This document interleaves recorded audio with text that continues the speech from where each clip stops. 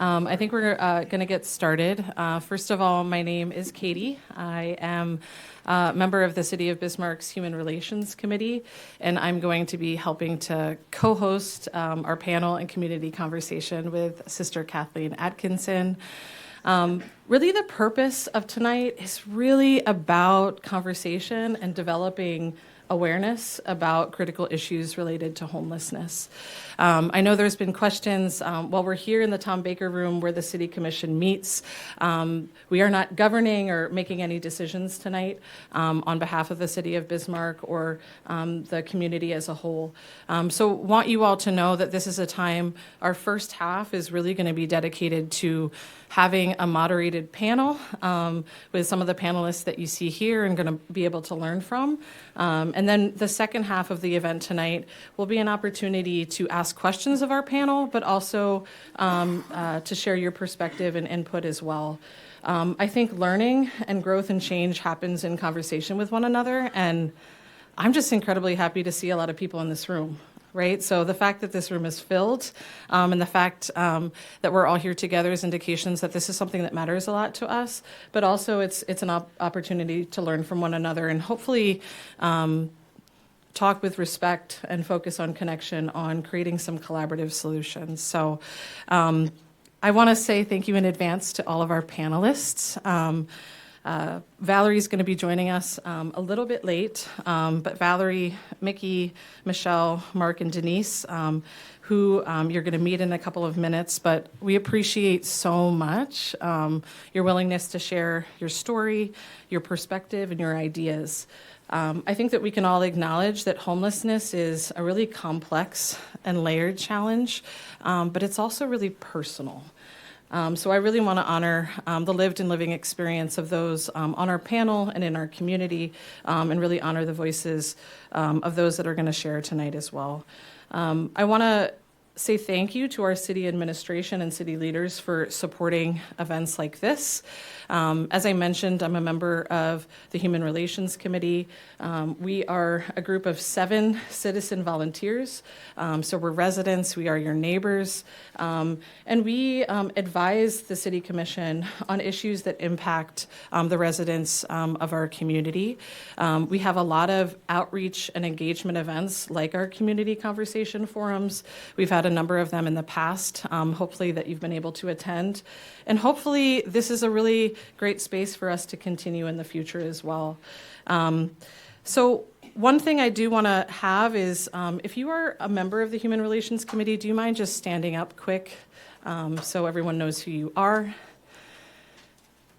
So those are our committee members. So if there are questions, if there are concerns, if you are really interested in what the committee is doing within the City of Bismarck, make sure that you pull one of our committee members aside. So this week is Hunger and Homelessness Awareness Week nationally. I think we all saw Governor Armstrong's proclamation acknowledging this week as well and really prioritizing collaborative efforts statewide and locally.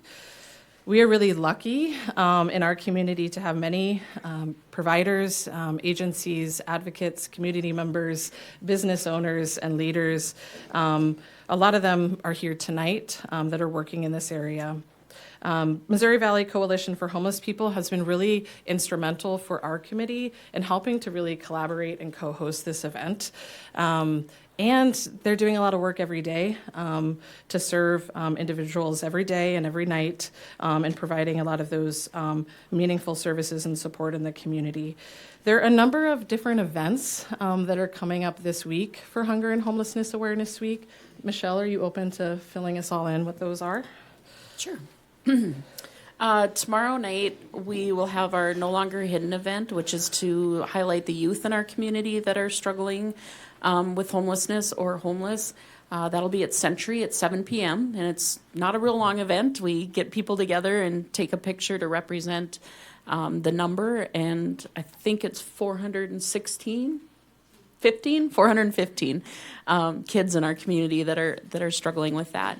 And then Thursday, we will have Freezing for a Reason, and we'll be standing on the corner of South 12th and Expressway with some signs, bringing awareness to the homelessness situation in our community, collecting donations of warm winter clothing, hats, coats, scarves, all the things, and non-perishable food. And of course, we will collect dollars as well.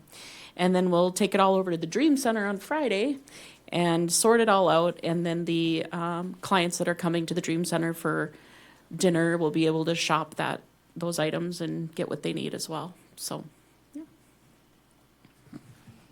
Thanks, Michelle. So just a note on the flow of the night. As I mentioned, we're going to have our first hour being a moderated panel, and then we're going to move into an opportunity for you all to ask questions and share input. Our goal was to have a handheld mic that we sort of passed around. I know it's easier and less intimidating to sort of stand where you are, but we are actually recording this conversation.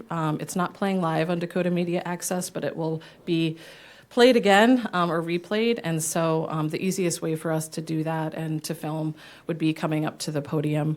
But two other options, once we get to that part, if you don't want to come to the podium, our committee members would be very willing to take a written statement and read it on your behalf. Another option is on the back of your program, there's a QR code. And that QR code connects you with an online form on the City of Bismarck website. And that's a place for you to anonymously share your concerns, maybe an opportunity to drop a really great and innovative idea, and also provide suggestions for our committee of future community conversation forums that we can have. And so with that, I'm going to turn it over to Sister Kathleen Atkinson to share a few words and get us started. Okay, thanks. Yeah, it's a great opportunity. I'm Sister Kathleen Atkinson. I work with Ministry on the Margins, and I'm a lifetime Bismarcker. Not saying how long that is, but it's a long time. But to be here and to help, facilitate this, I know the room is kind of formal. I was thinking about that, but then I was thinking of how many times I've been here and commissions have met and people have done testimony on topics that are concerns. And this is a room where things happen. And the first thing that happens here is people have conversations. And the conversations are speaking and listening and hearing. And that's what we get to do tonight. No one up here is elected to be here. We're here because of passion and a passion for our community of Bismarck. I work at Ministry on the Margins, and that really is so much the way that I understand the world in simple things. And I was thinking about, again tonight, and one night there were two guys, and they were just talking, and they were sitting at the ministry. And this is what I heard. One of the guys said, "This is a good place. They treat us like human beings, not homeless beings."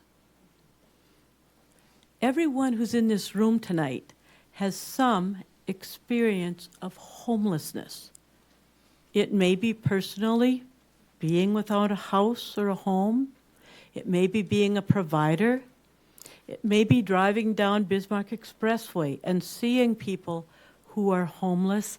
It may be running a business and being concerned about the safety of your employees and your clients, the cleanliness, all those things. We all have experience of homelessness. And I just invite you to take a second and to tap into what is your lived experience. Not going to have you turn or say anything. Just think for a second. What is your lived experience of homelessness? It's kind of like with the question of, why the heck are you spending 2 hours over the supper time coming here to this meeting?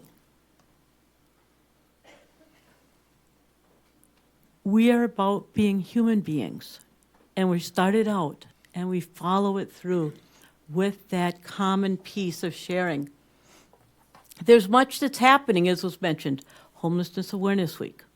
This isn't just about raising concerns or circling around on some of the same things, but we also have to say, wow, right now in a 48-hour time period, there is the release of the plan to move forward on a community triage center.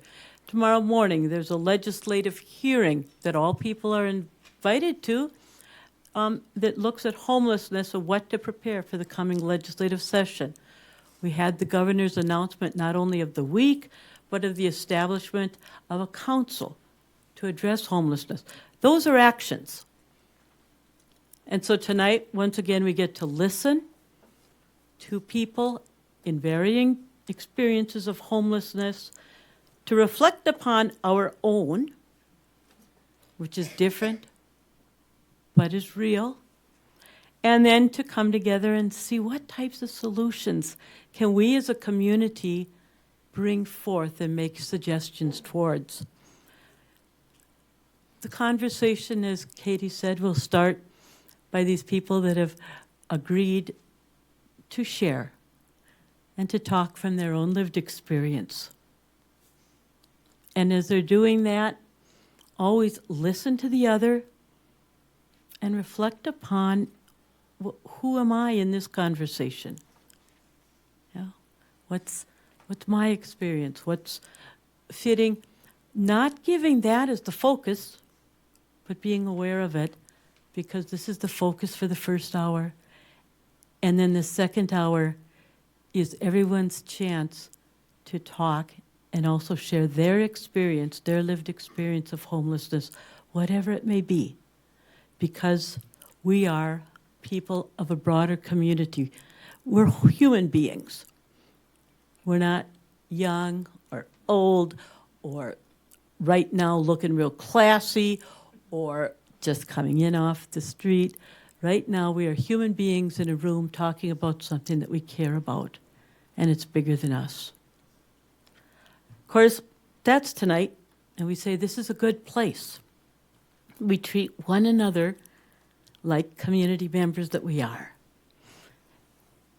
And we take a second to call on God to be in this sacred conversation.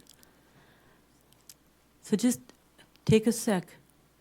Allow yourself to be touched by God as you experience God in this moment.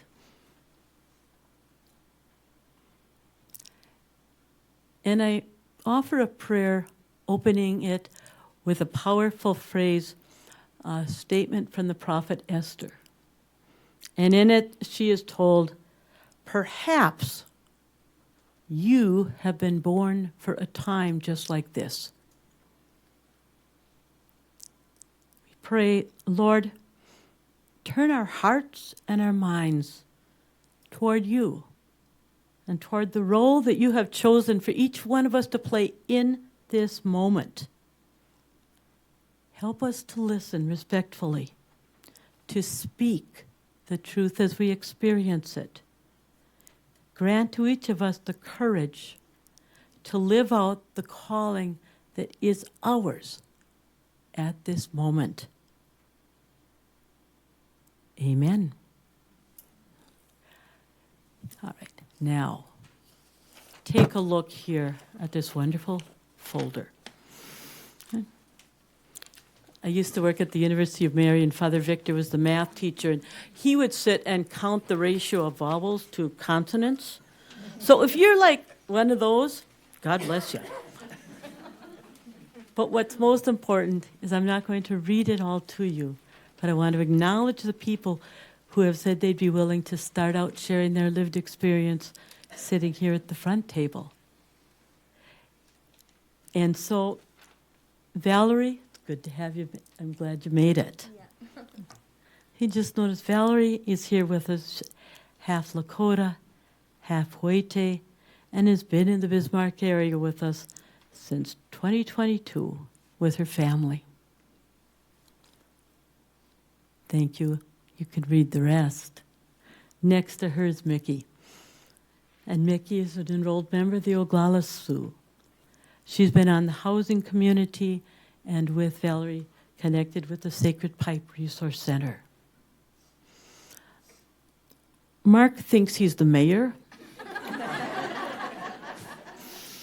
Yeah. Yeah. So, but Mark Heiner has been with us in the community for a long time and is currently serving as Executive Director of Youth Works. Michelle Erickson. Well, I'm going to switch and follow the order, not the post.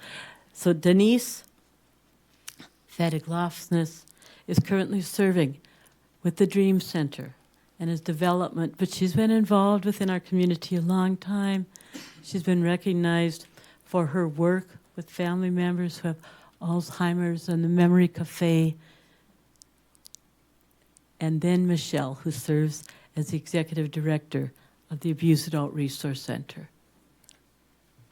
People who are serving and living and are willing to share their story. And again, I invite you to listen and to be aware of your own lived reality, because we all have it. We have some questions to start with. And I would just say, I should warn people, I am regulationally challenged. That's my learning disability. And so I'm not going to read point by point the questions. We're going to see how it moves. But the first, the most one is I just invite each person here on the panel. What's your lived experience? What's your perspective about being unhoused, being homeless? And I invite whoever wants to start to go for it. Denise. Thank you, Sister. Sister, exactly what you shared with before. We have people that come to Dream Center Bismarck who feel like they're human, how kind people are to them. So when Sister mentioned that, I think all of us here experience that. But being unhoused, it means like you're sleeping in cars. Maybe you're staying with a family member. You're couch surfing. You're living in possibly in unsafe or overcrowded conditions. But it's not always visible, but it's deeply felt. We see emotional and physical exhaustion daily. We serve people who walk or bike a few miles in the early morning to receive a hot breakfast. They knock on our doors simply needing a sack lunch and a kind word, up to 60 a day. For them, food isn't just nourishment, because when they come to our door, we give them trust, hope, and the possibility of transformation with our partner organizations we serve with.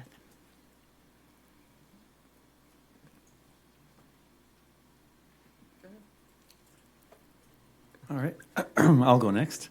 Mark Heinert, and I would say that typically we focus on a lack of shelter because that's what not being housed is all about. It's not having that shelter. But at YouthWorks, we work with young people that are under 18 and that are barely young adults. And for us, our mission statement focuses on the fact that we believe that young people deserve to have a safe place to belong and to be heard. And I think it's the belong and to be heard part that is often missed. You know, we think about the importance of having food, we talk about the importance of having shelter, but it's not just that lack of shelter, it's lacking stability, it's lacking privacy, it's lacking dignity. And to me, I think, you know, a real core component is that all of us deserve to have a safe place to belong. All of us deserve to be heard when we're hurting, when we're struggling, when we are needing that extra support. And so it's one thing for us to look at the housing, which is significant, and I know we'll get into that, affordability, et cetera. But I guess I would want to start us off just thinking about dignity and respect and privacy and safety and those basic values that we don't get to have because we don't have a house. Thank you. I can go. With the population that the Abused Adult Resource Center works with, We're working with survivors of domestic violence, sexual assault, human trafficking. And of course, our number one thing is safety. So when we're working with victims, they're coming to us, they're asking for safety along with the housing. And I think it's like 80% of domestic violence victims have faced homelessness. And so it's a huge need and reason why our 2 shelters are full most nights. So I guess just tagging on to what Mark said, you know, it's also that self-esteem and working with people so that they're confident to go back out and live on their own. And that's really scary for domestic violence victims when they've maybe never lived on their own before. And so, in my opinion, homelessness doesn't end, 30 days later all the time. There's other things that have to be put into place, employment, school, assistance, all those things. So, yeah, I guess that's my main concern with our clients is the safety piece.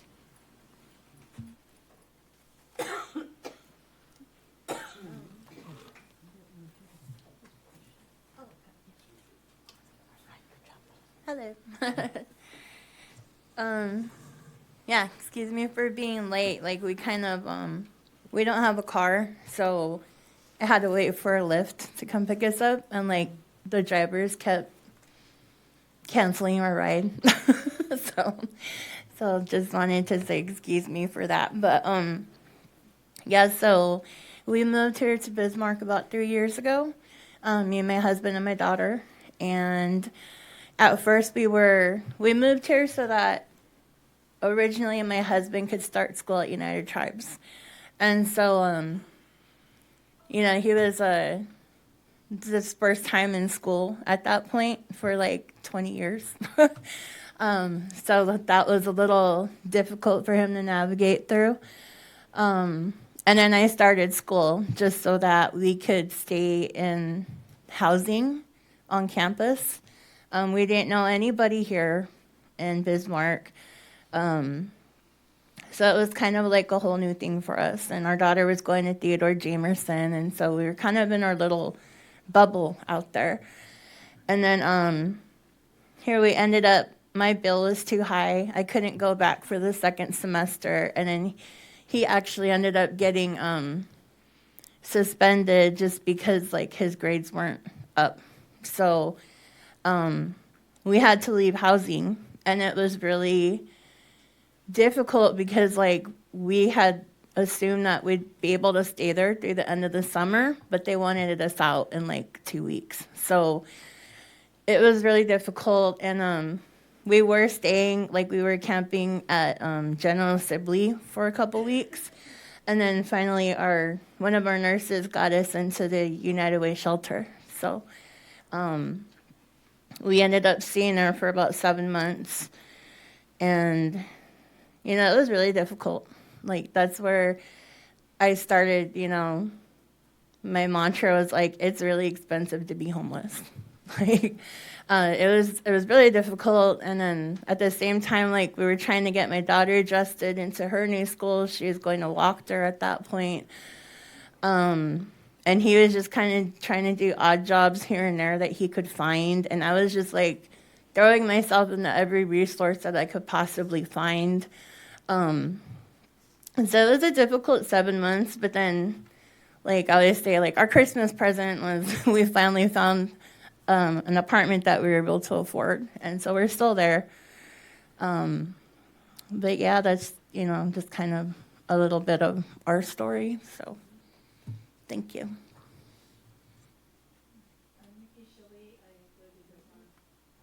After I tell her to turn it on. I'm Mickey Shilley. I've lived in Bismarck most of my life. We moved here when I was a child.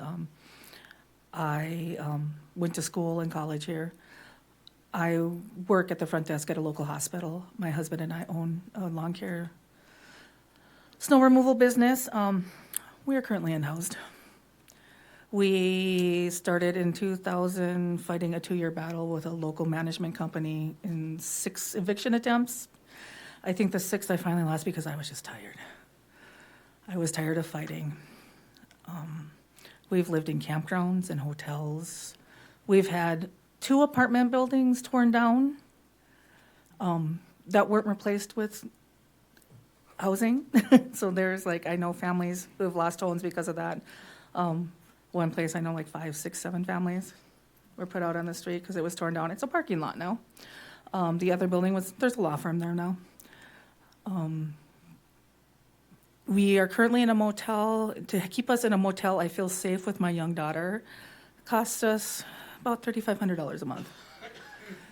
Like Valerie said, homelessness is expensive. We can't prepare food there, so we're eating out or, fast food. You can buy at the grocery store and put together a meal really quick. We can't store food.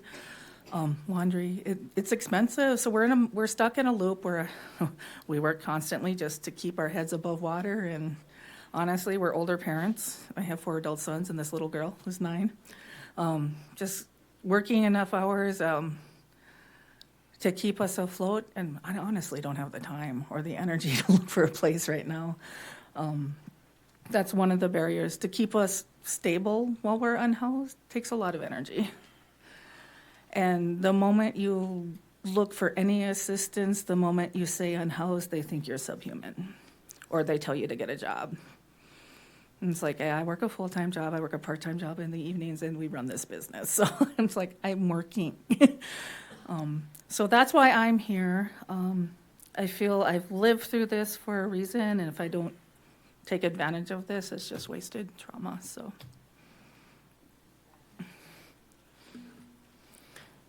Thank you, everybody, very much. And a special thank you to you, Mickey, for transitioning us into the next question. I'll give you your $5 later. The question is, what are those barriers? You used the word barriers.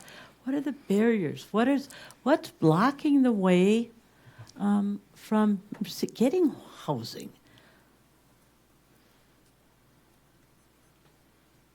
I'll start. We have 5 that we've noticed by working with the Dream Center. The first one is lack of affordable housing. The rising rent prices and the low housing availability just isn't there right now. Transportation limitations, which you experience, and many we serve do not have access to transportation, so it limits their access to jobs, their health care, and social services. Just the stigma in the isolation, people experiencing homelessness often feel judged or unwelcome, which prevents them from seeking help. And food insecurity is a root crisis. Hunger is often the first warning of housing instability. So we view food as both a basic need and a stabilizer for people. And then another one are service silos. People have to navigate multiple agencies to receive support. That's why for us it's really important with the beautiful relationship we have with nonprofits in Bismarck to be able to use our billing. People come in to eat. We provide the food, and the nonprofits that we partner with nourish the soul, body, mind, and spirit. They're able to get help. Help for today, food, hope for tomorrow with the nonprofits we partner with.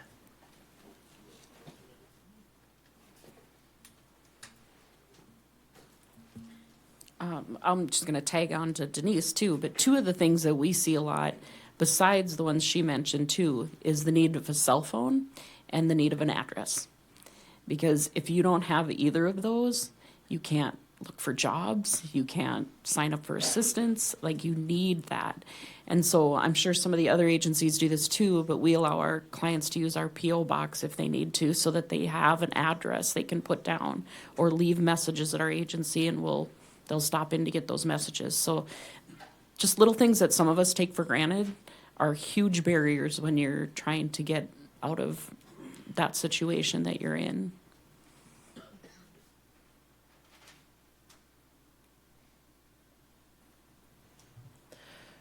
Valerie, would you be open to telling us more about, it's really expensive to be homeless, and Mickey saw herself in that statement as well. What are those barriers that you experience firsthand? So for us, it was, that was the thing is like, so as you guys saw, I'm in a wheelchair. I can, get up and walk around and stuff. But it's my back. I have discitis, so it's like it feels like it gets a little worse like every day. So that was a big thing, was being able to get my wheelchair places, because I just don't think Bismarck is a very like wheelchair, made place. So like even like I work at the mall, which is right across the street from where I live. That's how I get back and forth. That's like my main mode of transportation is my wheelchair. And so even just crossing that street, it's so horrible. It's just, there's all the cracks there. It's all uneven. Just constantly scared I'm going to get ran over one day. But, that's one big thing for me is my wheelchair. And then, so now my husband is legally blind, so he can't get around anymore either. He would need a wheelchair.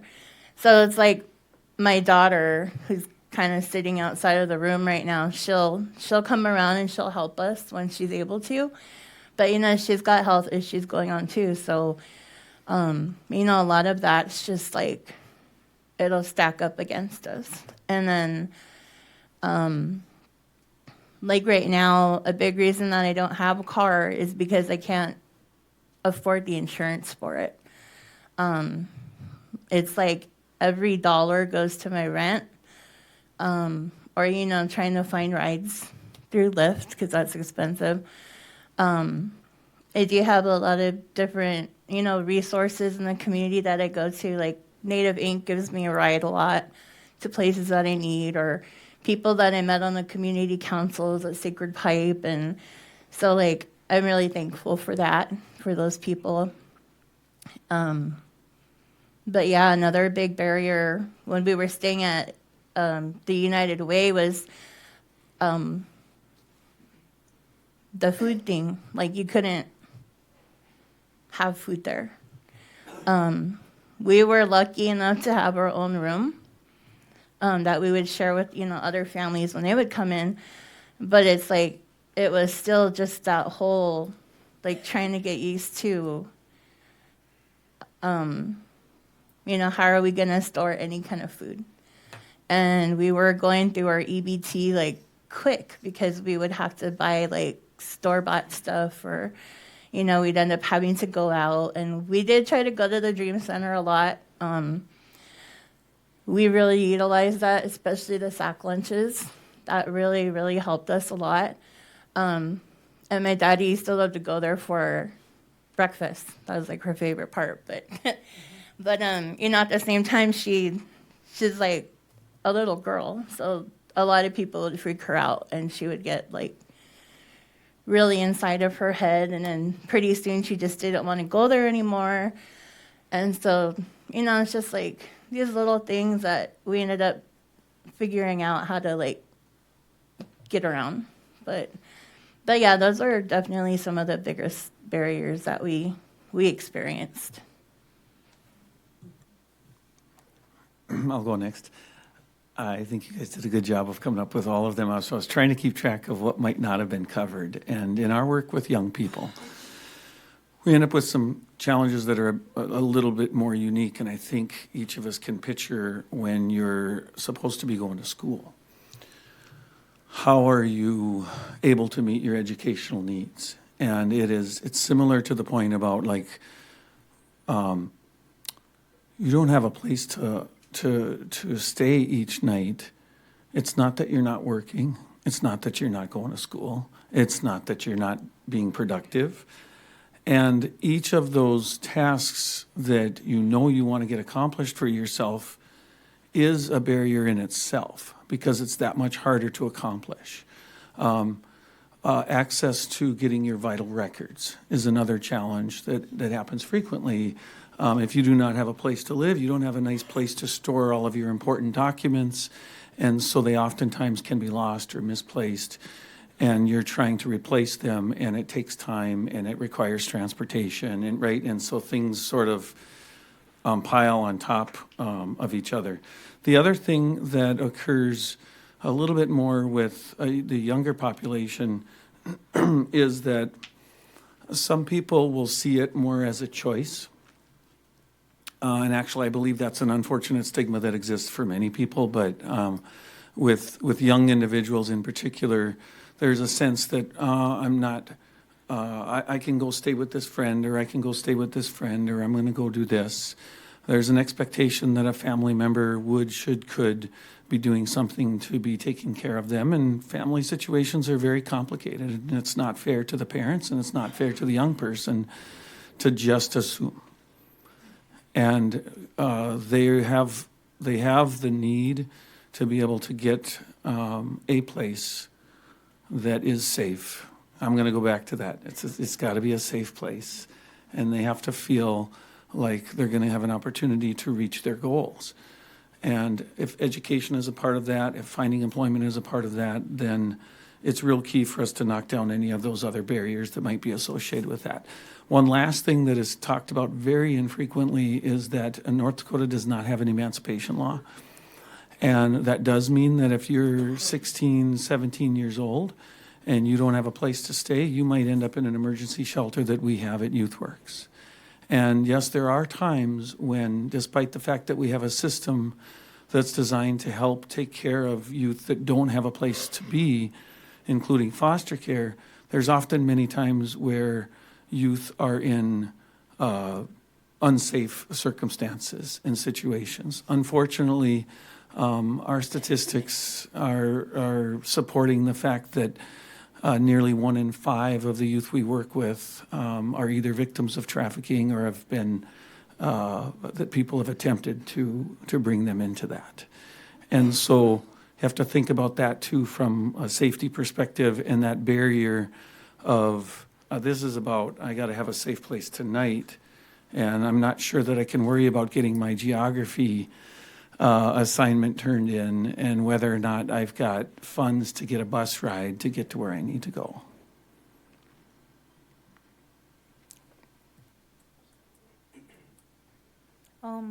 I guess they covered most of mine. One of the biggest barriers I found is job searching. When you got to put down a motel address or no address when on application, they really don't take you seriously. Or even a place to get mail. My husband was born in Germany on an army base, and he was having a hard time keeping a job because we could not verify his social security number, which required a birth certificate, and which was required going through the army. And they would mail us forms, and they wouldn't get to us. And they would mail us a birth certificate, and it wouldn't get to us. So it was a good 1.5-year process where my husband really couldn't prove his citizenship. We used to tease him that ICE was coming, sending him back to Germany. But just because we didn't have a steady place to get mail. And I can't imagine if you were trying to apply for services or anything and you didn't have a place to get mail, it would make it virtually impossible. And I think they covered all the other ones I have. The biggest barrier, I think, is the loss of self-worth. You mean every day chips away at you, and you got to a point where you don't even feel human or worthwhile. And it's really hard to continue and take care of your family if you feel like you're a garbage human being.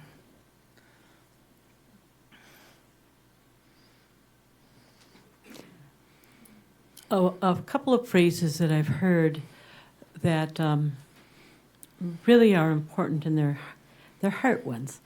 We've got that idea that yes, when you're homeless, when you don't have a house, you need to worry about where you're going to find food. And dang, you don't have a cell phone, and how do you contact people? And how do you apply for a job when you don't have an address to fill it in? And how do you keep contact with family? Or how do you do your homework?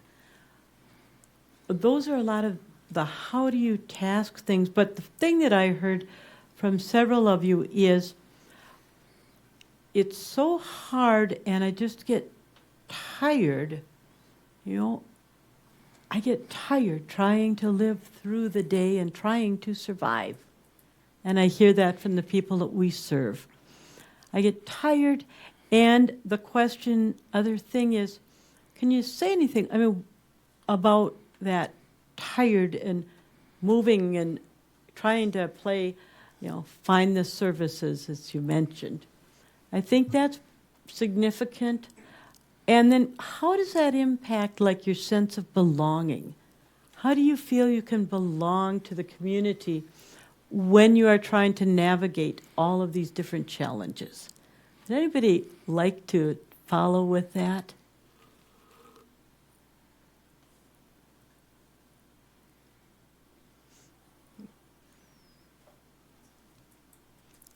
No.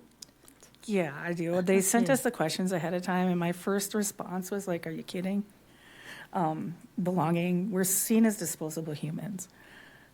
There's no belonging. I mean, there's a local businessman who's his answer to homelessness is give him a bus ticket out of town. So, how's that feel?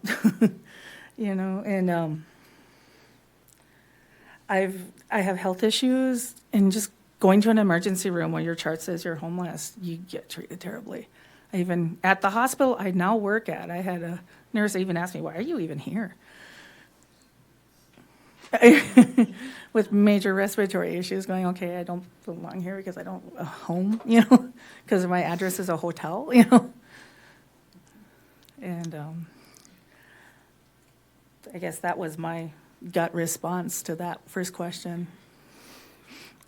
I've been thinking about this a lot in the work that I've done.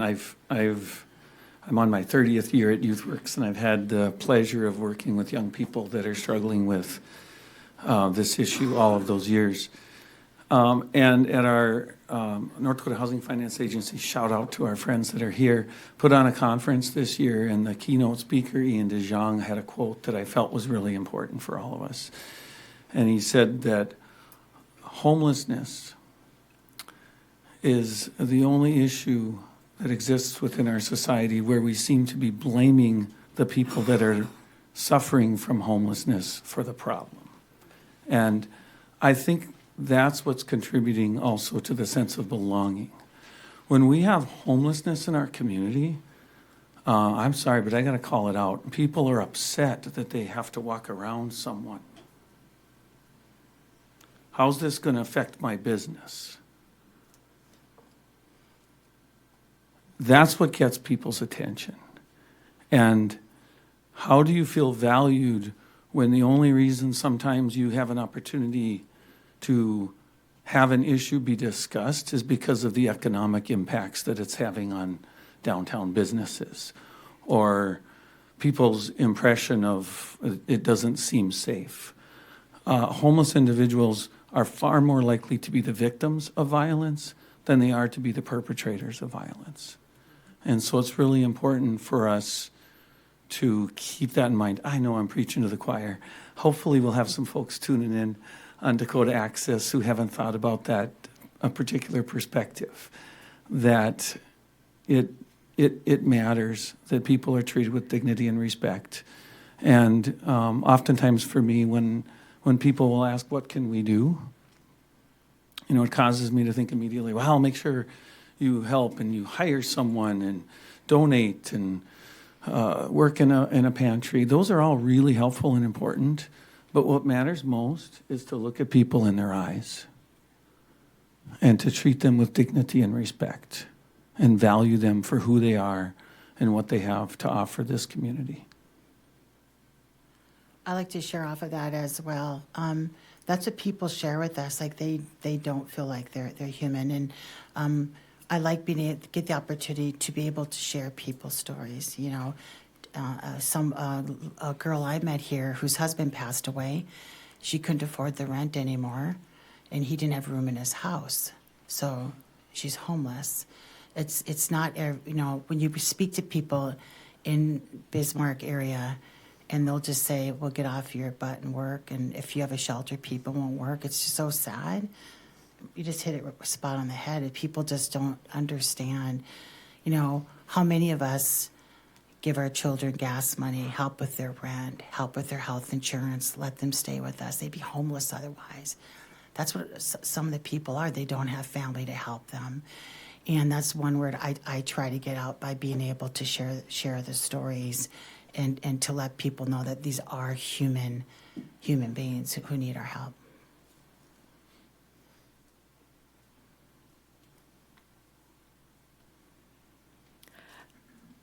Such important truths, and flip back even to, they don't treat me like a homeless person, they treat me like a human person. Often, and I work in an agency that reaches out and tries to help people, and that can be kind of a head rush. If I helped somebody and I can feel good about it, it's more important that people are empowered to do for themselves. And I think any of us at this table prefer to be able to do for ourselves and to be helped in that rather than to be kept dependent. So here's the switch. Rather than people from the outside saying what would be good for homeless in the Bismarck community, take a second at table, here in the group, and just think for this one. What innovative emergent strategy could really have a meaningful impact? Everyone just take a second. We'll let this group answer.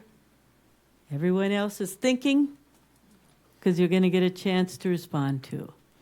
What significant creative solution could be offered to the Bismarck community on homelessness?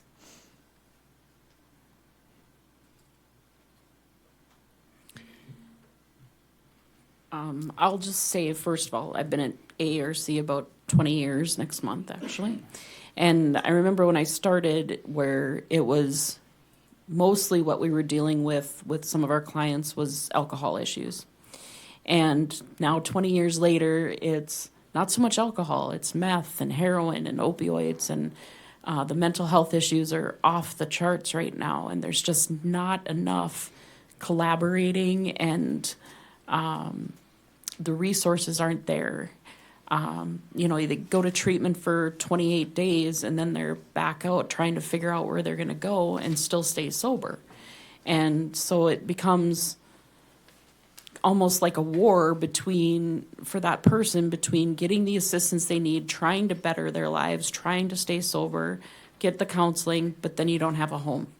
And so how devastating is that for somebody to put all that work into trying to improve their life and then be knocked back down again? And so it seems like there should be, I know there's great street outreach going on with Heartview and ministry, and really going out there and talking to people and finding out what their needs are. But somehow we have to pull them all together and be communicating between each other too. I go over to Heartview a couple times a month and talk to the ladies in group over there. And every single time I go, there's 2 to 3 in that group that are like, I don't know where I'm going after this.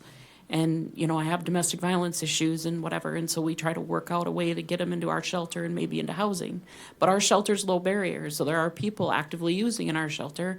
I don't want to hurt their sobriety, but they, that might be their only option when they're coming out of treatment. So collaboration, I think, is, and I know that's not innovative, but I mean, it just is one thing that we keep talking about. And we just, with the triage center, I'm hoping that's going to happen. And maybe some more other things will come up that'll be workable. Thank you. What do you see from your perspective as solutions, as ideas, innovation? Trust-based engagement, that people know that all of us together are going to be able to help. The trust, the hope that we will know someone if we're not able to do it, that someone else will. It's not letting that person walk away feeling like they weren't heard. And I really appreciate the stories you've shared. It will help me do a better job with what I do, and just making everyone in here aware. When you are homeless, it's very difficult to get out, and I think that's one thing too, to help people not get to that point too. Prevention, I think, is key for us. Working together with our other organizations. I find myself a little stuck on the last question, but I might direct this back towards you, Mickey and Valerie. But I think asking the question about belonging felt like a little bit of a miss for you, Mickey, right? Because, we think about our hierarchy of needs, and if we don't have, a felt sense of safety and dignity and self-worth, I think that impacts our belonging. So what feedback do you all have, Mickey and Valerie, of specific strategies of engagement or services and supports or ways to approach this work? I think, unfortunately, I have a knack for renting places that are going to get torn down in less than a year. I've looked for apartments several times in the last 3 years. I'm seeing the same units for rent. I am wondering if these people are just not collecting application fees and not renting these units. There's no entity holding landlords accountable for anything right now, and they're running with it. They are running far, and they're creating more homeless families and people. If you have an issue with your landlord, there is nowhere for you to turn unless there's blatant discrimination. I would love an entity that would hold landlords responsible for respecting our basic rights.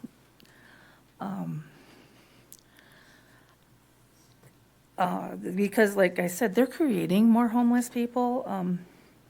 Even a city ordinance, like if you have all these empty units and you're not renting them, like a certain percentage, maybe you should be offering them at a lower price for low-income housing. I've seen, like I said, I've been looking for a place like three times in the last 3 years, and they're the same units for these big property management companies.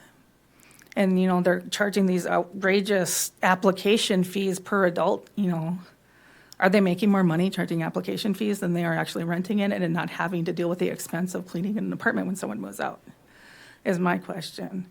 And not only that, is they're charging all these fees when you move out and all these unaccountable fees. And like when my property management company tried to evict me, they made up $2,700 in fees that magically went away when I went to the court because they couldn't uphold them. And they know no one's holding them accountable. So like I said, somewhere a tenant can go. Some basic standards for fees for landlords. Affordable housing is the big one.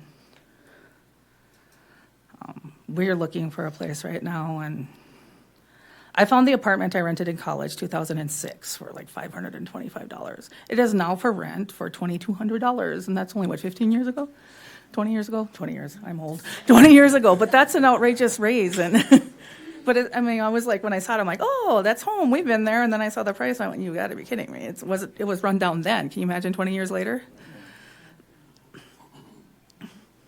And I think Mark and I, have talked about this before, but when the oil boom happened, we weren't even in oil country, but we were getting the fallout of everybody leaving and trying to get out of there and coming here. And so landlords jacked all the rents up and they jacked up the deposits. And I mean, the average person can't come up with $3,000 to move into a place to deposit first month, last month, a pet deposit, whatever. And so when that kind of all settled down, nothing changed here.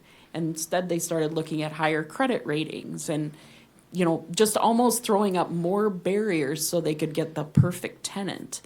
And I think, we do a lot of community housing as well. And we're, sometimes begging landlords, can you do 50% now and 50% later for their deposit? Can you work with them somehow? And so I agree with Mickey 1,000% because we see that as well. I want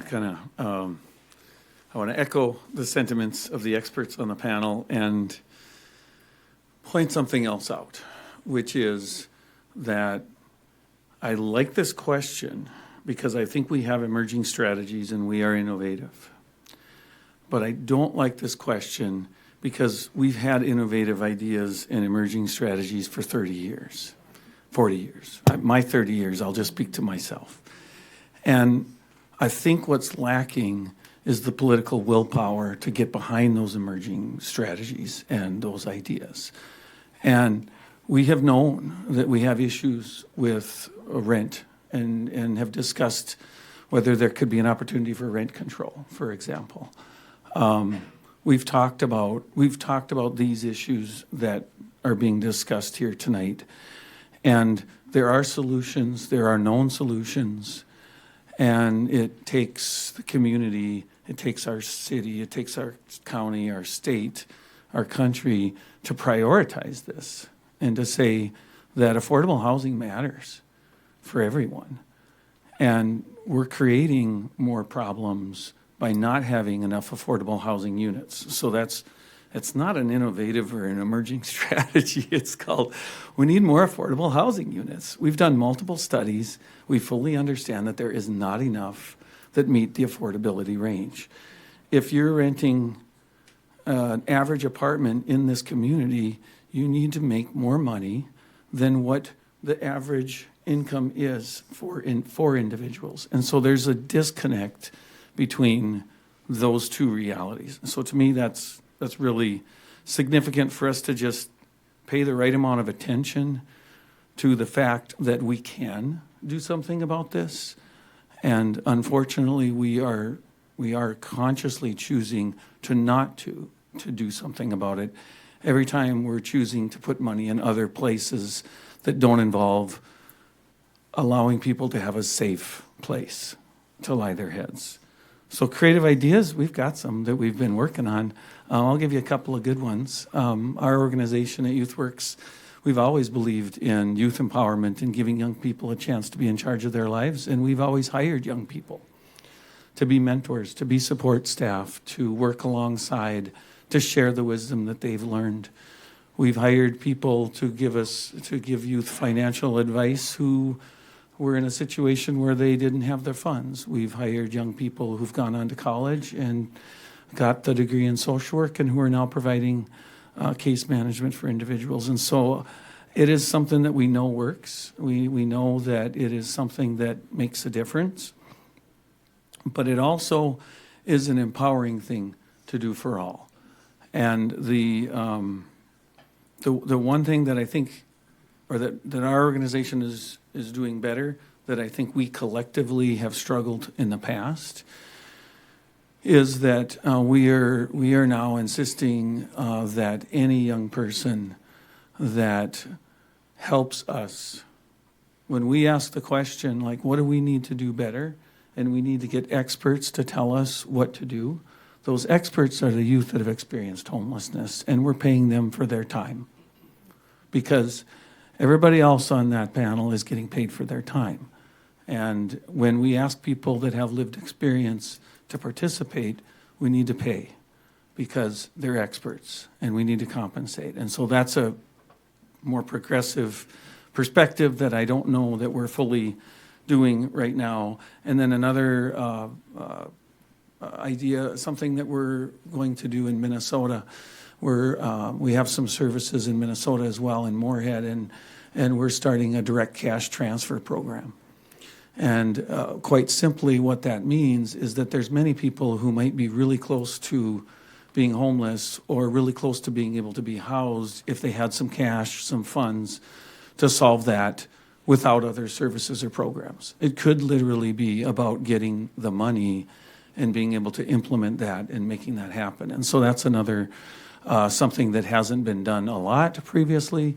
And I hope that there can be the political will to enact some of these things that we know are best practices, that we know can make a difference within our communities. Thanks. Anyone else with this? We're just about ready to do some transitioning. But what are any other ideas that you think? I think definitely kind of going back to that question about belonging. I think being able to find that place where you do feel that belonging is really important, especially like when we were staying at the shelter, it's always been me and my daughter. And my husband, he started kind of slowly going insane living over there, because he like felt like he had to protect us against like everybody that was staying there. So he would go out, and he would try to talk to people, and then he'd kind of get wrapped up in whatever was going on with them. And so like I was fortunate enough to like start getting more involved with the different community councils. I ended up getting elected to the Indigenous Parents Advisory Committee through Bismarck Public Schools. I'm the secretary on that board, and for me to be able to help those parents and those families, like especially when they are homeless and they don't know where to go, and like living out in this, more urban place, I think especially as a Native American, it's just so important to find a group that you're comfortable with. And, for me, I found that in a bunch of different places, namely Sacred Pipe, Native Ink, with IPAC. It's just like, it got me through that time. And then when things were getting, harder, after we did find our place and kind of realizing like, yeah, we're still, as broke as heck, but it's like, at least we have a place. At least our daughter has somewhere safe to be. And so it felt really just like vital and important to find people like that. And honestly, when I first found out about this forum, about this panel, I kind of got to the point where I was iffy about doing it because I didn't want to be the only Native on this panel. So I was really happy when I talked Mickey into doing it too. Yes, you did. Yeah. But yeah, I think, just finding that place that you belong somehow, somewhere that fits with you, is just one of the biggest things, like, and, pointing people in that direction of where they can go. Things like that. Like, even my sister-in-law was down here for a couple months in the beginning of the year, and she came from Sioux Falls, and she came from a situation where she was trying to get away from her ex because he was abusing her, and so she was already homeless in Sioux Falls. So when she came out here,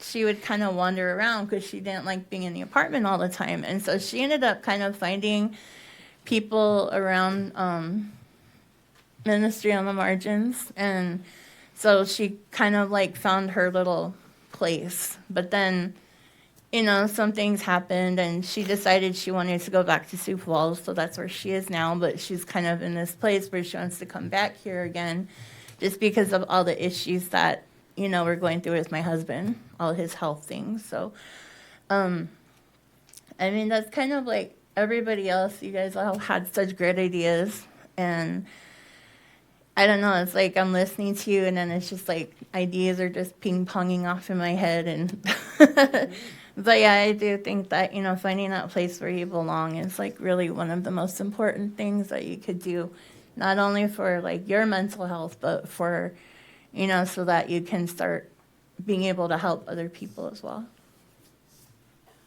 If I may, one thing I've thought of a lot with all of our experiences, we're lucky enough to have a camper, and we've been in several campgrounds and winter we're in hotels, is the most help I've got is from people who are also in my situation. Mm-hmm. They know the resources better than anyone, and they are more willing to help you than any other agency I've ever found. So I was thinking like maybe a support group or kind of like peer support for homeless, someone who's been there, because honestly, like I said, the most people who's helped us the most, who have led us to resources or had ideas for landlords who are we willing to work with us, are other people in our situation. So true, so true. So I really want to take the opportunity to thank the people who are here, who started the conversation from the one part. And let's just take a moment and give them a round of applause. Get them a little embarrassed.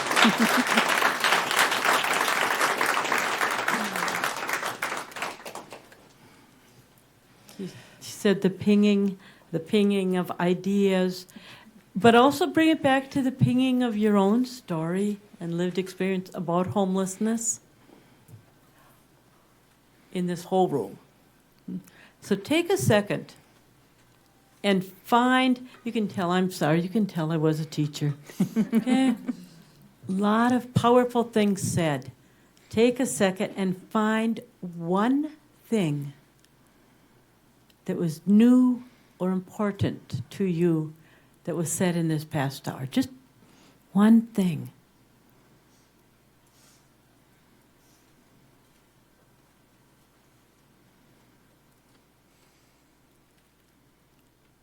That's how life, individually and as a society, changes. Which gives us the opportunity to bounce over there to you, Katie. Thanks, Sister Kathleen. Thanks everyone. So Sister Kathleen just demonstrated how she was a teacher. I'm going to demonstrate how I am a trained therapist and drive all the introverts in the room crazy.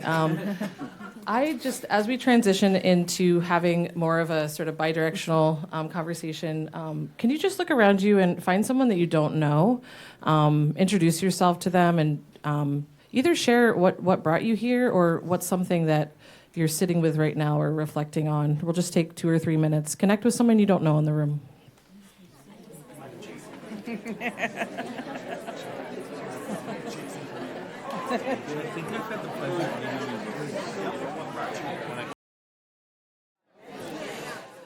All right, let's try to come back together here.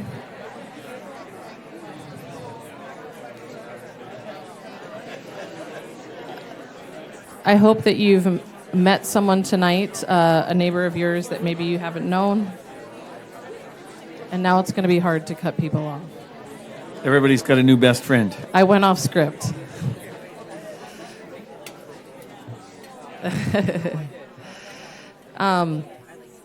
So this is how we are going to sort of run the next section. So this is an opportunity for you as a community member to share your perspective, also share ideas that you may have. This is also a really great time if you were really struck or curious about something that our panelists said, to have an opportunity to ask a question. So a few ways to provide your feedback as a reminder is to come up to the podium. We would ask if you're going to share your perspective to really keep it to around 3 to 5 minutes, just so that we can ensure that as many people want to share, we have time to do so.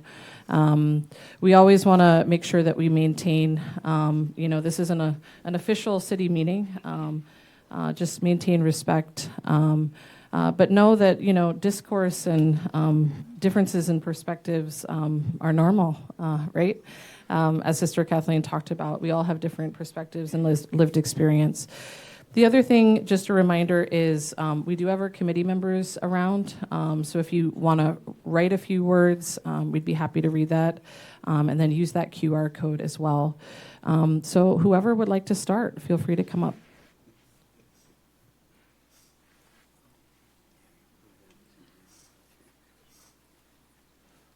Hello, my name is Waylon Little Dog. I've been homeless for 8 years, and in those 8 years, I seen and witnessed some things that were really hurtful to me as growing up as a ranch family. I saw purpose. I saw change. I saw misunderstanding, but some of us went through some hardships, and I know everybody here, I've seen quite a few of them here. And as someone from 8 years, I brought My mom recently passed away in April. Instead of destroying my life, she led me to BTC, where I am now currently housed due to my choice of taking a stand and what I have tons of ideas that the Lord was gracious and blessed me to have insight on a lot of things. Those I hold, just me and him talked about things, and things have changed. I talked to some of these things about years ago, and I see change. Someone along the way heard the message, and it all started with me. I brought things to the table, and I'm a educated person. 19 years fighting wildfires. 3-4 losses within the last, since 18 and 2022, recently.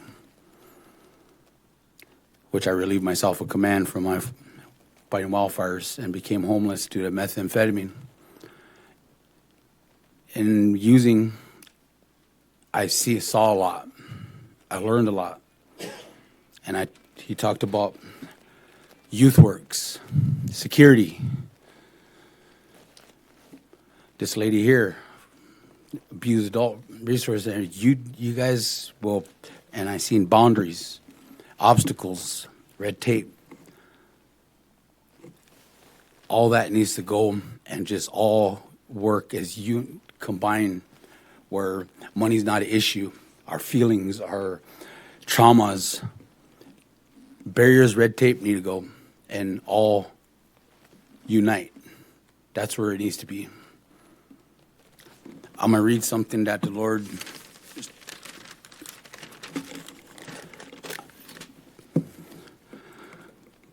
God said to me, I know your strength today. You trust again, and I gave you hardships, but with your heart, my loyalty, my honesty, and I was betrayed. Now I guard myself so tightly that even love feels dangerous. I don't let what broke me convince myself that everyone is the same. I am not asking you to trust blindly. I am asking. He is sending people who love with pure intentions. I soften up my heart first. Forgiveness isn't about letting them back in. It's about letting peace back in. The wall I built to protect myself are also blocking what he is sending our way.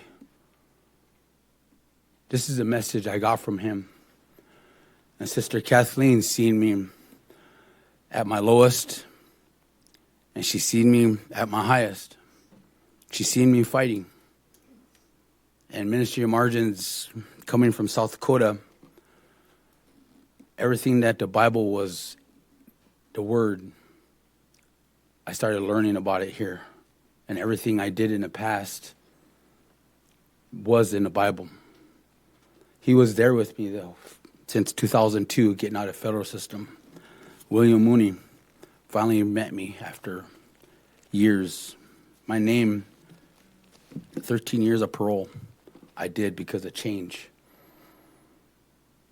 A lot of differences, a lot of misunderstanding, a lot of them, just everything needs to go, red tape, everything, everybody needs to combine. There's money out here. A lot of them are using it for personal wealth, personal gain, that needs to, it's seen. That's why God gave me gifts, but then I'm voicing them now. Native American Development Center. I developed life skills out there. There's many guys, many men that taught me things. I came from a real hard-working family, a traditional family, where spiritual and God is present. And everything needs to go. Where these young ones, I'm tired after 8 years. And I asked God to come into my life because I was tired of protecting them. Those years I spent out on the street late at night using just to stay up and protect the ones out there on the street. Freezing cold, I would go check on them. I brought women and young girls out of houses out of love, where guns and drugs were on the table. But because I walk in the light, he gave me that strength to bring them out of there. About a year ago, I talked about these trailer houses that need to go. Conversation with him. And slowly, what happened? Those things started moving. He listens. And I can say proudly that I got a direct line to him because for 8 years, that's who I depended on. When I got doors shut in my face, when I could present my resume and what I did in life. These right here, and my back and my legs and what I got me a meal, got me gloves, got me coveralls. I worked my way through this 8 years being on the street, being humble. And Sister Kathleen was one of them that was there to give me shelter. Soup kitchen was there for feed me. 701 clothed me. It says in the Bible, when you leave your fields, you leave your family, you leave your mom, dad, sisters, cousins, fields, you go someplace else, you gain more. Brothers and sisters, don't worry about where you're going to eat. God will provide. And that's what he did. I came up here after 22 years of leaving. I came back up here to a lot of misunderstanding. I worked, but then my past was thrown in front of me. I lived on the street. Sister Kathleen, 701, they clothed me. These clothes here are hand-me-downs, but I look good.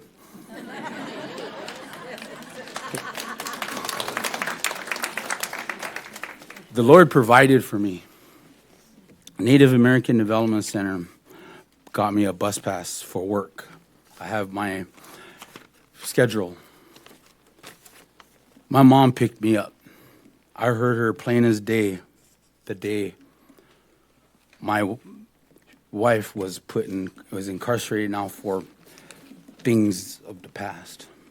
A lot of evil. Right now we're in a spiritual battle. And I heard my mom say, "Come on, it's time to get up." And I called my probation officer, Kenny Beasy, asked him if he could put me in BTC. And he said, "Where you at right now?" I said, "I'm coming your way." He said, "Good. By the time I get here, I'll start filling out the paperwork." Within a half hour, I was over at BTC. Now I have shelter.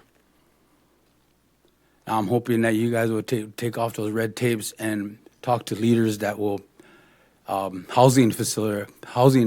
They need to lower their standards and expectations, and look at what's now. God's looking after the ones that I can't look after now. He's calling on you guys to just. I'm tired. I got to work on myself, and I'm smiling now because I'm standing before you guys today because of the Lord. God has a message, and I got ideas that Lorraine and Ministry of Margins, I hope, and others will reach. Tribal leaders finally got to listen. This lady here took me to United Tribe Technical College, where I spoke about speaking to tribal leaders 5-6 months ago. And now I got the chance to. That's all I have to say, but just everything needs to, unity is where we're going to succeed. Where these housing providers need to lower their expectations, and they need to be held accountable, just like this lady said here. Thank you for your wisdom.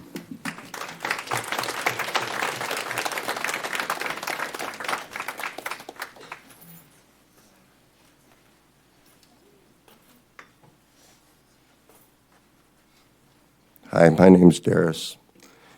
I've been on the streets for about 4 years now. First of all, I think that as far as any city in this nation is concerned about homeless, I think there needs to be a lot more compassion, and rightly so, for the fact that people that are homeless have become homeless for one reason or another. To hear the whole story and understand where they're coming from, it almost takes a lifetime to actually hear them out. And then I would consider, having a city fund or something. We don't need to see the money. We just, to know that there's a place where we can lay our head that's not saying anything against Sister Kathleen. It just, the hard spots and things like that are not always the most reliable, because there's thieves and there's a lot of little things that really prevent people from either sobering up to stay at United Way or being at the ministry. It's become kind of a ruthless area outside of the ministry where you step out, and I've gotten beat up twice. I've gotten everything stolen several times. I've even had my bike tires slashed. I feel like, first of all, maybe some kind of disability declaration. It would be like, if a person is homeless, they're disabled. They're disabled. And it might even come into the prospect of physical, because in my mentality, I was dropped to a point where I just didn't. As soon as I put this backpack on, I'm considered homeless. I'm considered homeless. There's foster parents, there's Big Brother programs. What about sponsoring a homeless person? If I had a guest room and there would be the right kind of interviews and all this other things that would maybe be, if I'd seen it on a sign saying, if you want to be sponsored by somebody, I would take on a homeless person. I'd open up my guest room for them under the guidelines and things like this, because I know that homeless person would do better knowing that they have a place of refuge that's safe, locked doors, this and that ain't overcome by the fluctuation of population. Like, we went from like 30 to, I think we counted 98 of them one night at the ministry, and I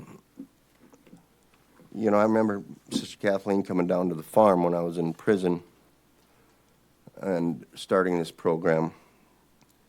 And in and out, she reprimanded me as a third-grade teacher. She was my third-grade teacher at St. Mary's. So she was reprimanding me when I would show up, trying to help her out a little bit here and there, and then just seeing me in my capabilities, not living up to what I can do, self-sufficiency, things like that. But overall, I just wanted to make sure that we didn't leave out any cultures or any people in any colors or anything like this. I truly feel that there's a lot of people coming off the res. It's a terrible place to be nowadays. Most res are just the heinous crime and all this other stuff is just. They're getting kicked off the res. They want to leave the res, and they're going to the next best thing is homeless because it's better than the res. So I think the fluctuation population has risen because of the just you got molestation, you got incest, you got rape, you got funerals without bodies, and then you got the casinos that kind of coming in there. Maybe threatening some of the there's, the way the mob runs the show sometimes and those kind of things. I don't want to mention that too much because then I might not be able to make it home. But I just want to say that I appreciate this public forum here. I wanted to start one myself, but it doesn't take much to have an organization. And I was thinking about maybe presenting something like a sponsor homeless. And just see how, I don't know what I would have to do that, but that would be a lot for somebody to, because a human being is basically a burden. I found that out by staying with friends. I basically ran out of friends because I present myself in need, and they'll say, yeah, you're fine, but then all of a sudden it's time to go, and then I have to go, and in the cold, it's not a nice place, and I've tried to help others.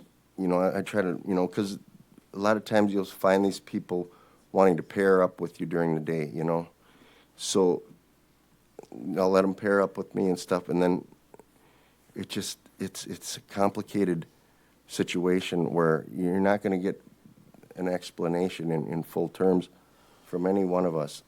But as far as the city and letting the city look a little better, or however we're presenting our image, get them off the street. Get them off the street. If there's a fund for that, we don't have to see the cash, but getting us off the street is probably the best. I mean, we can be the best looking homeless people in North Dakota with the 701 program. I mean, it's like I can dress up nice every day, but I'm still homeless. So I really appreciate you. I'm a guy that gets frustrated very easily, so I had to walk out and take a breather. But I'm glad I came back, and I'm glad I got the opportunity to do this. Yeah, thank you for sharing.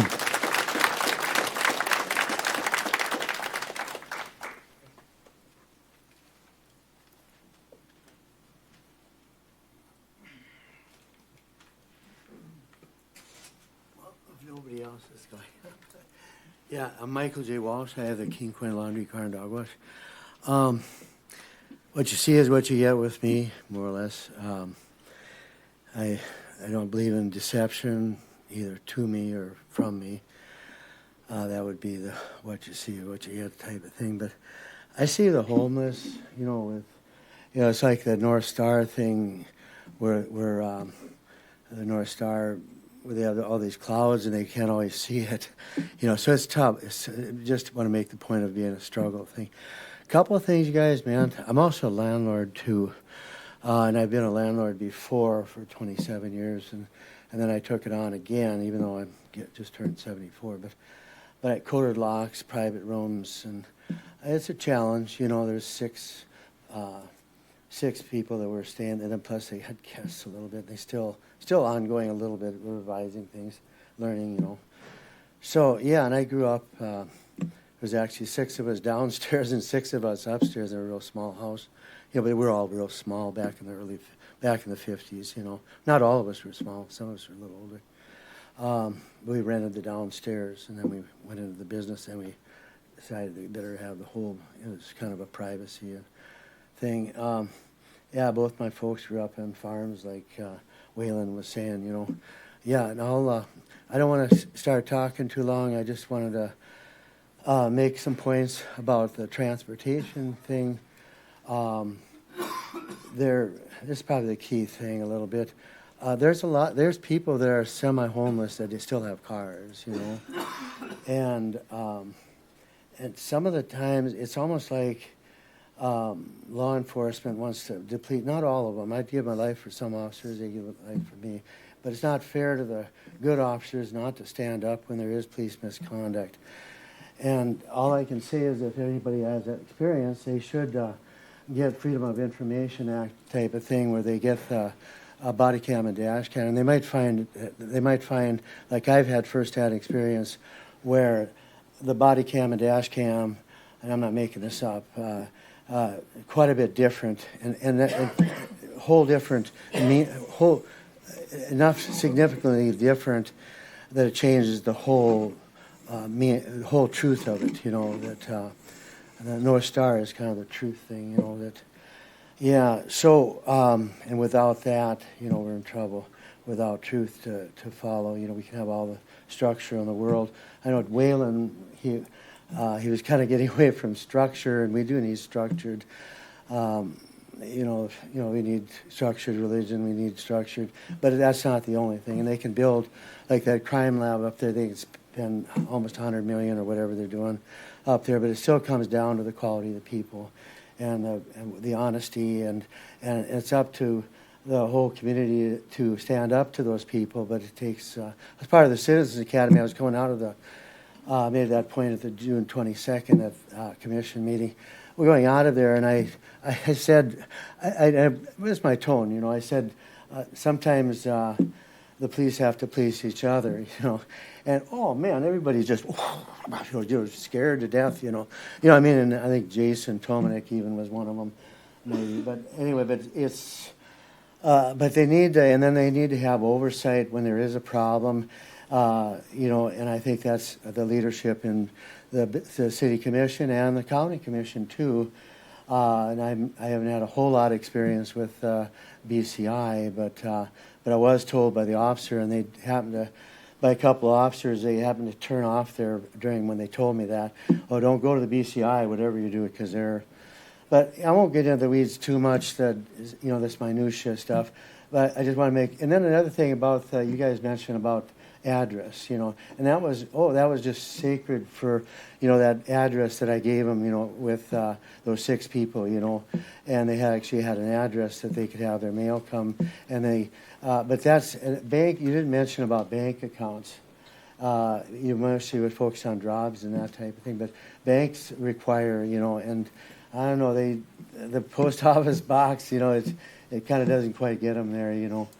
The other thing, yeah, the transportation, there's a lot of homeless people who, in fact, I had one that were working for me, and he's still somewhat a little bit as an independent contractor. So I'm not voiding taxes there, you know. I mean, it's 1099 format, you know. But if you talk to some people, they'll try to say I'm swapping rent or something for. No, it hasn't been like that from the very beginning. You know, I've always steered away from that. My folks kind of rooted me in that. So. But anyway, okay, so they have transportation, and they're providing for the, like the peer-to-peer thing that, you know, they were saying, they're providing, they're in a position where they give a little ride or something. And then when those people, when they make a perfect stop at a stop sign and things like that, and they're falsely accused, and then and the city attorney's office is really lacking there too. So I'm getting on people's nerves right now, but I thought I'd make my points, and if you want me to come back up here, if you want to engage me a little bit, I'm all for that. Thanks, Michael. Yeah. We God have bless someone right everybody. behind you Yeah. that wants to speak too. Appreciate it. Thank you.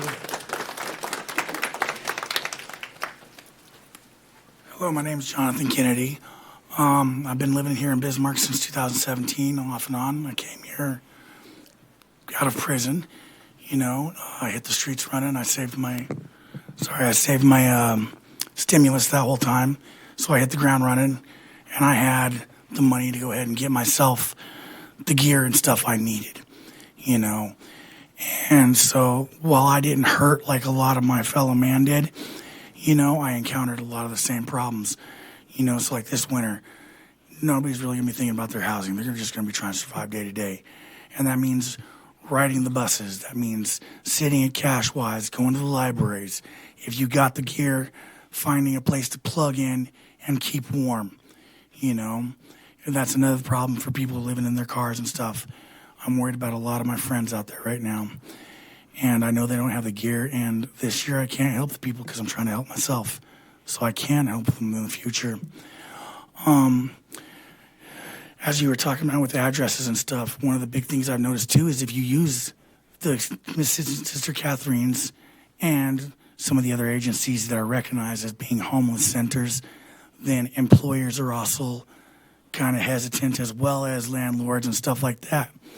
I ran into this myself, and for employment purposes, I ran into that problem. We had a guy in here, he's not here now, but the last employer I worked at, I told him, there was a guy coming in, this and that, didn't tell him he was homeless or anything like that. They didn't hire him, and I heard this. I heard the conversation with my managers. They did not hire him because he looked homeless and therefore was unreliable. You know, I have run into that personally myself, though I can't prove it. I mean, I know that was the reason I wasn't hired at one of my jobs. In this respect, I don't have a lot of ideas that are actually sound because I don't understand all the ins and outs of the organizations. One of the other problems with our organizations around here is that there's no communication between a lot of them. Or if you get services from one, you can't get services from another because it overlaps and it messes with the funding and this and that, which I understand. But so like for me, I had to choose between having a phone and a bus pass, try to find a job and stuff, versus getting my housing at that point when I was homeless. You know, this camping thing that they're doing right now, I mean, it's killing these people. When they take their vital supplies and they trash it, or they kick somebody out of a park and they charge them $100 when even if they've got a habit, it still takes a minute to go ahead and pull that kind of money together. You know, it's harming these people more than it's doing any good for this community. And, you know, it's like when I was homeless, I was staying in the park and I just got out of the hospital. I have foot problems, really bad, medical. And I literally couldn't make it out of the park that night. Physically could not make it out of the park. Got hit with a $25 fine. That ain't bad, you know. But I felt like I was targeted, and I felt like I was being punished for being homeless and disabled at the moment. And the judge didn't give a shit either. You know, I mean, there are certain circumstances, yes, I get that there are laws and we should be obeying them, and there are certain things that we should and shouldn't be doing. But there should also be compassion in the community, and especially with our judges and our law enforcement. Our law enforcement, especially after this last summer, they're starting to take a hard nose on everything. They're tired of cleaning up the messes. And I understand their point of view too. I really do. But there's not a solid way of handling things. And me, I suffer mental health and addiction issues. I just hope to God, I pray, I finally kicked my addiction issues. But I'm still suffering bad mental health issues. And so it may actually put me out there again if I'm not careful, you know. And I hope to God that if I do end up out there that, you know, there are going to be people thinking about that and taking that into account when they come in contact with me, you know, because, I don't know, I see a lot of people struggling out there, and I see a lot of changes that need to happen. And I got to be honest, I have no clue how to even start to address these or really look into it. Some I would actually like to look into in the next year is actually becoming more active in this. There are so many different things happening, and everybody's got a lot of ideas, but it seems like there's a lot of red tape in concerns to funding or overlapping programs, because I know you guys can't help each other out with certain things too and stuff, and I get that too. You know, but that's one of the biggest problems, you know, and the transportation and cell phones. It becomes a vital issue in job searching here in this town. Like if you don't got it, if you can't access that stuff right away, some employers won't even talk to you. You know, those are some of the first steps. The camping thing, there's got to be a way that we can find a workaround that would be better than what we've got going on right now. I don't know what it is, but like in Minot, I know at one point in time, the homeless coalition up there, during the severe winters and stuff, they would open up the indoor tennis courts like they did for us during FEMA when we had the flood. And I know they went ahead and they had it camped out for a little while there so that when the winter was really bad and stuff, and like you said, we got people who couch surf, and some of that segment isn't even really looked at by a lot of people. They see the people on the streets, but they don't see the people that are couch surfing or in their cars or in those various other positions. And they just see that little bit, and it's just the tip of the iceberg. You know, I got friends in Norway Park I go visit a couple times a month. I got friends I come in contact with every day in the facility I hang out at. And the mood has changed in this town drastically, especially towards the homeless population. There's a lot of us out there, you know, it's not that we're unwilling to work or unable, and in some cases it's those, but sometimes, well, like last month I lost my shit. Couldn't work, couldn't do nothing, couldn't function, quite frankly, you know, and I'm lucky that my people work with me and yeah, so, or other, I could be out there right now, you know, and I worry about a lot of the people that I know that have similar mental health issues, who don't trust government, who wouldn't come to something like this. They wouldn't talk to you. They wouldn't look at you. I got to admit, this is hard as hell for me, but excuse me. But there's a lot of people out there like me who won't accept or can't accept the services because they're afraid of what might happen negatively to impact their existence. And it's already so shitty, they don't want to do nothing to go ahead and compound it, you know? And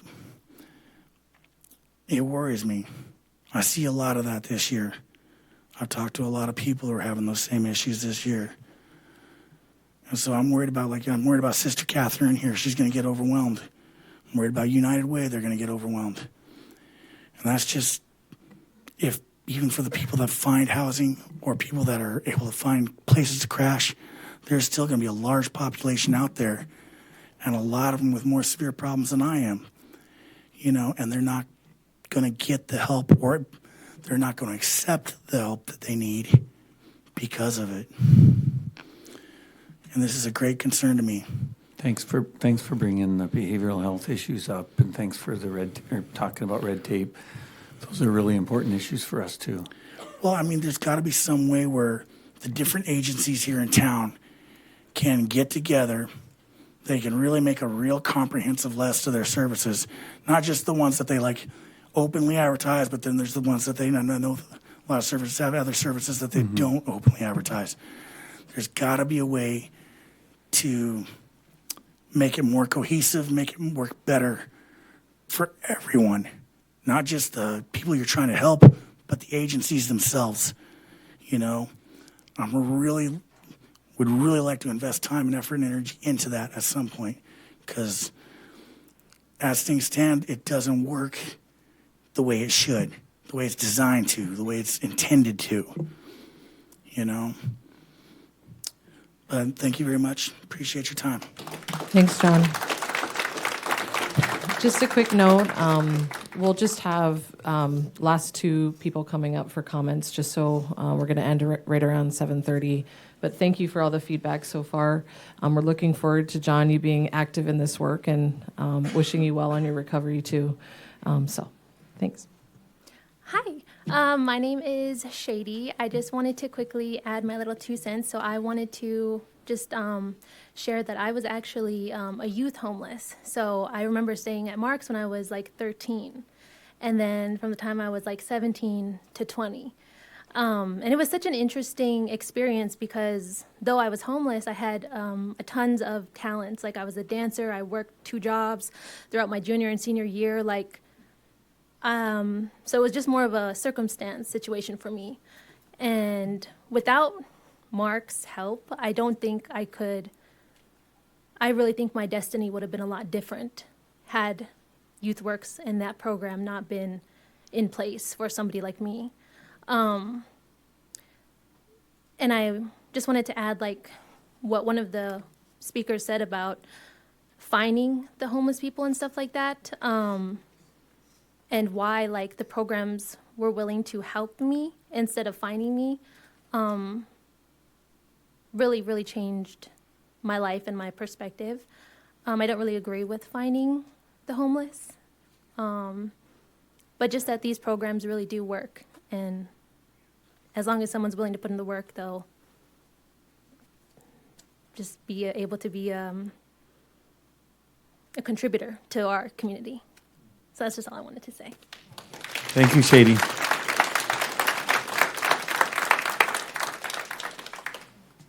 Good evening, everyone. My name is Jason Grunek. It is an honor to be amongst all of you in this conversation. Mickey, I'm so grateful to see you here tonight. Mickey and I work together, you know, and a lot of people don't know this, but I was homeless for a long time. And it's something we actually bonded over. And I don't even know if I shared with you as you were walking through your journey, and still are. You know, a lot of the times we have a perception that people who are homeless are laying in blankets drunk on the streets, you know, and that's the mentality that our city and our community takes. But I'm not going to dwell on that because we're winding towards the end of this. Creative ideas. How about we fully fund all of the organizations that are sitting up here? How about we find line items in our city budget that go towards solutions? How about we look at any new housing developments or apartment developments, our 80-20, that 20 to 25% have to be set aside for low-income housing in our city, so that we can open up a market. I live on South Washington. Through years of work and help through social service agencies, I was able to buy a townhouse on South Washington. My neighbors to the north are the Tatley Courts, Section 8 development.